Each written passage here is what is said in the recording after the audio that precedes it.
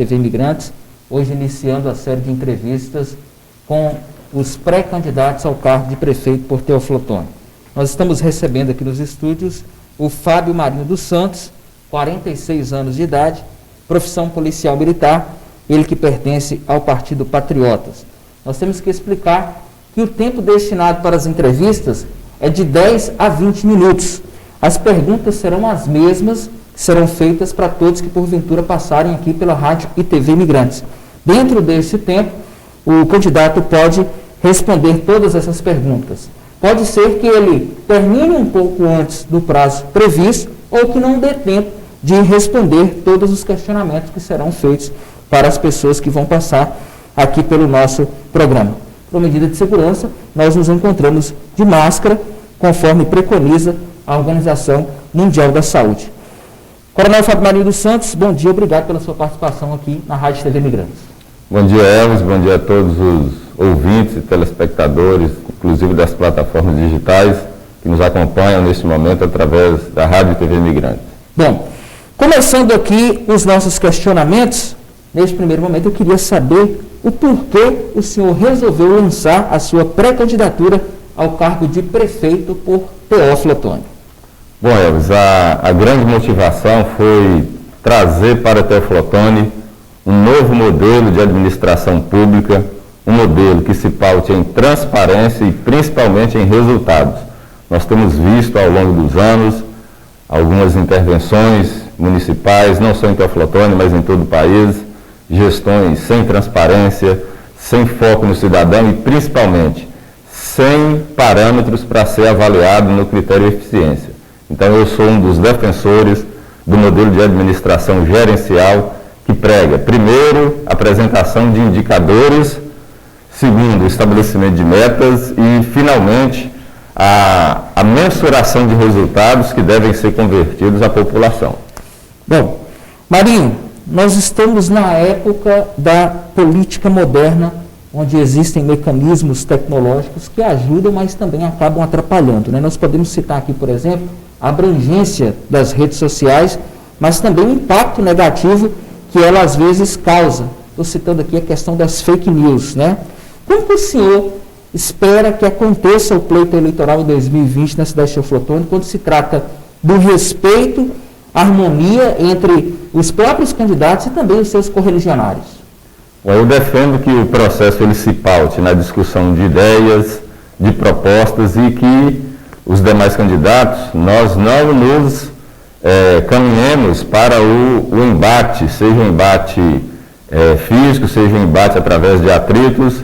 As pessoas que estão comigo, eu já orientei e constantemente tenho conversado para evitar as animosidades, para que isso não gere outros transtornos, né? Então o objetivo é debater ideias, propostas e fugir dessas notícias falsas. Hoje eu sou o pré-candidato em Teófilo Otoni que mais tem sido vítima dessas fake news, não só relacionadas à minha pessoa, com o objetivo de diminuir a minha honra, diminuir a minha moral, de me desqualificar como pré-candidato, e também pessoas ligadas a mim. A minha esposa já foi vítima de fake news em redes sociais, inclusive em entrevistas de jornais, atribuindo a ela fatos que não são verdadeiros, no sentido de ser advogada para soltar bandido, no sentido de eu prender e ela soltar, dela ser militante de ideologia radical.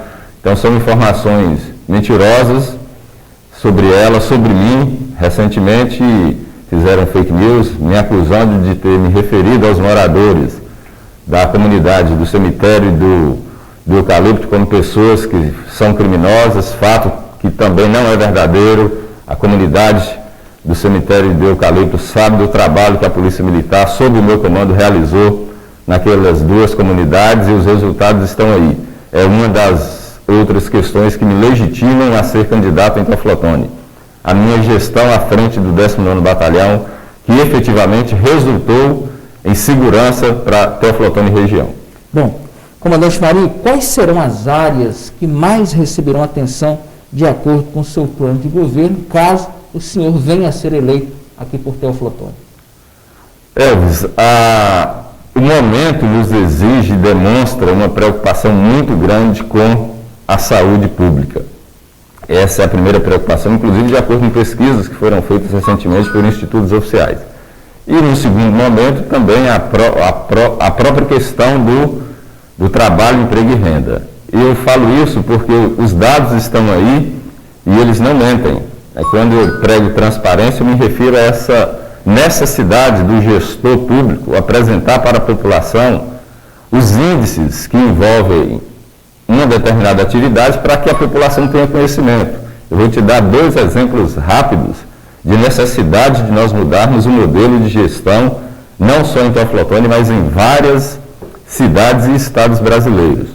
Existem os indicadores internacionais que a Organização Mundial de Saúde estabeleceu, que o próprio Ministério da Saúde reconhece como indicadores que verificam a eficiência de uma gestão.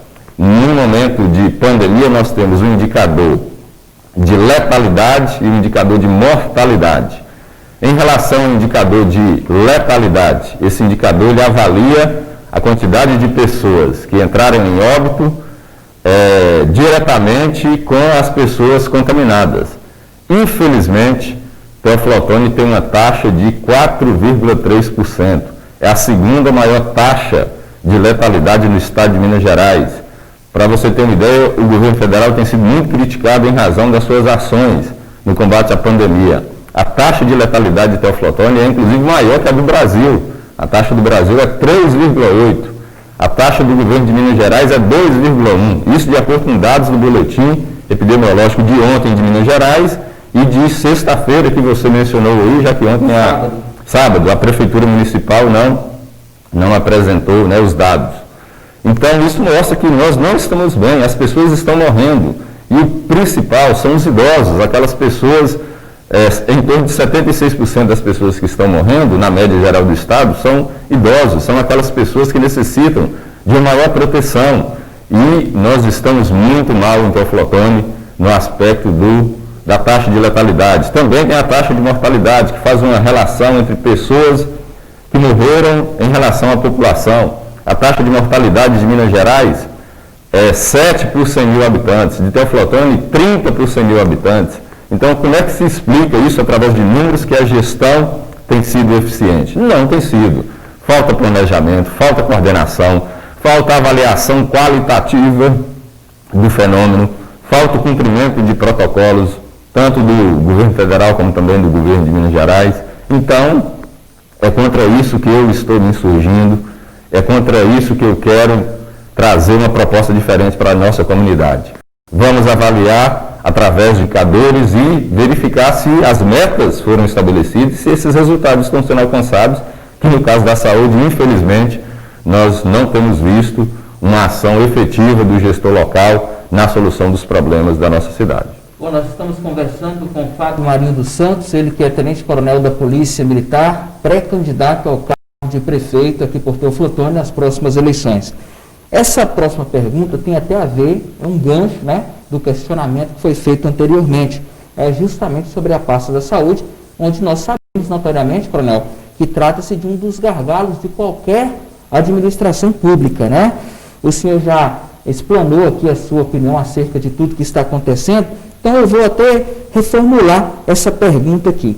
Na sua opinião, existe algum ponto positivo de acordo com as ações de saúde que estão sendo executadas em Teoflotone? Obviamente que existe. Todas aquelas ações que foram estabelecidas, elas têm o objetivo de ajudar a população. O que eu questiono não é a conduta ou a forma com que o processo decisório tem sido realizado. O que eu questiono, primeiramente, é a omissão no aspecto da prevenção. Então, a prevenção ela não foi levada de imediato. As ações de enfrentamento, efetivamente, através dos decretos, elas começaram no mês de março, no final do mês de março, a partir do dia 20, né, o enfrentamento com quarentena, né, que é a restrição na atividade comercial, por exemplo, começou a partir do dia 20. E a prevenção ela foi deixada de lado. Medidas não farmacológicas. O que são as medidas não farmacológicas? São aquelas medidas que têm o objetivo de evitar a disseminação do vírus e impedir com que o sistema de saúde não entre em colapso. Pelo contrário, como eu já tinha falado anteriormente, eu falei que nós estamos com uma taxa de letalidade muito alta. O interessante no que diz respeito à saúde, e a minha crítica nesse sentido, é que não tem faltado recurso. O recurso está chegando em larga escala. Pelo contrário, falta transparência na aplicação desses recursos. E também, no que diz respeito às medidas de prevenção, às medidas não farmacológicas, uma série de ações foram tomadas tardiamente. Eu cito o exemplo da sanitização dos espaços públicos, eu cito também a instalação de barreiras de biossegurança, também chamadas de barreiras sanitárias. Essas barreiras, elas têm o objetivo de fazer com que o vírus chegasse na nossa cidade. As barreiras, elas foram instaladas depois que Teófilo Otoni já se encontrava no estágio de transmissão comunitária. Outra crítica ferrenha que eu faço, Elvis, e aí é uma crítica mesmo, é a população não sabe quais são as ações que foram planejadas e, através dessas ações, mensurar e avaliar o serviço público. Se você entrar agora no site do Ministério da Saúde, você vai achar lá o plano de contingência do governo federal. Se você entrar agora no site da Secretaria de Estado da Saúde, você vai achar o plano de contingência de Minas Gerais para enfrentar a pandemia. Nós não sabemos onde está o plano de contingência da nossa cidade. Então, como é que nós vamos avaliar se as ações de enfrentamento estão produzindo efeitos ou não? É por isso que eu digo que os indicadores nos mostram que as ações não têm produzido os resultados que a comunidade espera. E esse plano, eu consegui acessar através de uma ação judicial que a Defensoria Pública ingressou no mês de abril. Nós vimos lá uma série de falhas graves de planejamento, ações que deveriam ter sido adotadas e não foram adotadas. Vou citar uma rápida, né? Lá fala no planejamento de Teófilo Otoni, no plano de resposta, de utilização das Forças Armadas. Nós sabemos que não há possibilidade das Forças Armadas deslocar Teófilo Otoni para montar hospital de campanha. O próprio critério, as premissas, os objetivos, a determinação de ações. Então, existe uma série de incoerências no planejamento e fica impedido para que seja mais transparente e o plano de contingência da nossa cidade seja disponibilizado à população para que nós possamos avaliar ainda com mais critério os resultados que nós esperamos aqui para a nossa cidade. Coronel, tenho que lhe informar, nós já estamos com 13 minutos de entrevista, dando continuidade, e nós sabemos, né, que esse período agora é o momento onde são feitas as articulações políticas, talvez até possíveis acordos com partidos e apoiadores. Como é que estão as conversas por parte da sua pré-candidatura e se o senhor, assim como a sua equipe, estão disponíveis para o diálogo? Com certeza, a composição política ela é importante, o que nós devemos evitar são aqueles acordos em que cargos públicos são barganhados, em que o loteamento da prefeitura, né, é possível que aconteça. Então, nosso grupo está, sim, sensível a essas composições, mas com critérios. Nós não barganhamos cargos, nós queremos que seja uma proposta de governo pautada em indicadores, metas e resultados, e principalmente que haja muita transparência na gestão pública. Bom, hoje existe muitas discussões, né, sobre ser da direita ou ser da esquerda. Suas ideias políticas, por exemplo, encaixam em qual dos lados? Bom, o Partido Patriota é um partido de direita que defende os valores da família, é um partido cristão. Em relação a essa dicotomia direita e esquerda, é importante esclarecer que a análise de ser de direita ou de esquerda, ela perpassa por dois critérios. Um critério de intervenção do Estado no aspecto econômico, e aí quanto menor, eu defendo que quanto menor for a intervenção do Estado no aspecto econômico, mais as pessoas têm liberdades para gerarem renda, né? Então, entre o empreendedorismo, a iniciativa, tudo isso é importante. Então, nesse aspecto, no desenho que se faz de direita e esquerda, eu defendo uma menor intervenção do Estado nas nossas relações, inclusive. E em relação ao aspecto social, são de esquerda aqueles que defendem uma intervenção fervorosa do Estado nas relações sociais. Eu defendo a uma mediação. Existe a participação do Estado de maneira necessária naquelas situações em que se faz presente para ser um solucionador de conflitos. Muito bem, o Fábio Marinho dos Santos, pré-candidato ao cargo de prefeito por Teoflotone, participando aqui na Rádio TV Imigrantes. Teoflotone tem um grande problema na questão de geração de empregos, né? Isso é nítido, todos sabem. Caso eleito, quais ações o senhor vai tomar para reduzir o quadro de desempregados aqui em nossa cidade? Bom, dados da Secretaria da Fazenda, né, do próprio Ministério da Fazenda, da Economia, no Brasil já mostraram que mais de 3.500 grandes empresas entraram em processo de recuperação judicial ou pedido de falência. Nós tivemos dados também do SEBRAE mostrando que 99% das empresas que entraram, que fecharam suas portas, são empresas de pequeno porte, especificamente em Teoflotone, de março até maio, os dados do CAGED eu não consegui atualizá-los, mas mais de 1.000 pessoas perderam seus empregos aqui na nossa cidade. Por que eu apresentei esses dados? Para mostrar que esse momento de pós-pandemia que nós iremos enfrentar vai ser um momento de muito desafio no aspecto de trabalho, emprego e renda. Então, quais são as nossas ideias? Primeiro, você não enfrenta um problema sem fazer um diagnóstico. Isso é realidade. Todo mundo que chegar aqui defendendo, né, eu vou fazer isso, eu vou fazer aquilo, está mentindo. Você não enfrenta, no modelo de administração gerencial, você não enfrenta um problema sem diagnosticá-lo. Para isso, uma das primeiras ações será a criação de um comitê para enfrentar e analisar essas questões. Um comitê formado por representantes da atividade econômica, CDL, Sindicomércio, Associação Comercial, o próprio SEBRAE, a própria universidade, que pode dar um suporte muito grande na solução, na apresentação de ações. Então, esse comitê ele vai determinar as linhas gerais, porque não dá para o município agir isoladamente sem observar o que acontece nas demais unidades da federação e as próprias ações do governo federal que caminham no sentido de fomentar e disponibilizar crédito para gerar emprego, né? Nós temos visto aí o auxílio emergencial, que é um exemplo gritante de uma ação exitosa do governo federal. Então, criação de um comitê, aproveitar na nossa cidade para resolver um problema não só de saúde, mas de meio ambiente também, que é o lixão de Teoflotone. Então, a reciclagem e o beneficiamento de resíduos sólidos é uma das formas mais rápidas em Teoflotone de gerar emprego, através de ações efetivas, e aí eu digo da exploração dessa atividade como uma atividade econômica. 95% do que nós temos nos lixões são possíveis, né, de beneficiamento e de reciclagem. Nós podemos também aproveitar através, né, do beneficiamento e da reciclagem o chorume, o biogás que é produzido. Então tudo isso gera emprego de maneira imediata para a nossa cidade. Também o retorno para Teoflotone de uma unidade de abate de animais. O frigorífico trouxe uma perda muito grande de empregos aqui na nossa região. Também, Elvis, nós temos que explorar a capacidade do turismo de produzir e gerar emprego e renda.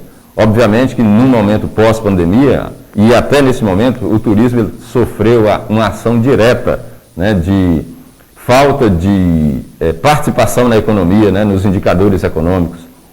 Também é uma realidade de Teoflotone o comércio de pedras.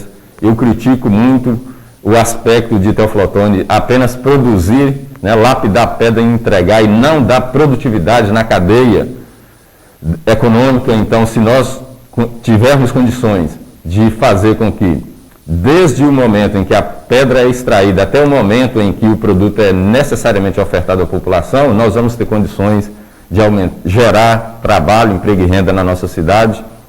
E principalmente em relação ao agronegócio, é necessária uma ação mais efetiva do gestor local no sentido de dar assistência técnica e assistência material para que as pessoas que estão no campo elas possam produzir. Então, em linhas gerais, são essas ações imediatas que eu acredito que podem gerar emprego e renda na nossa cidade. Tá certo. Coronel, nós estamos chegando ao tempo de 20 minutos. Eu vou dar o desconto aqui da introdução que eu fiz no início da entrevista e vou fazer essa última pergunta aqui. O senhor já definiu o seu vice-prefeito ou os nomes ainda estão sendo avaliados? Nós estamos avaliando dentro dos critérios que nós estabelecemos para as composições, e no momento não existe ainda já definida a escolha do vice-prefeito, né, do pré-candidato a vice-prefeito, o que deve acontecer num processo natural, né, com muito diálogo e observando sempre as premissas de um governo que eu defendo. Tem que ser alguém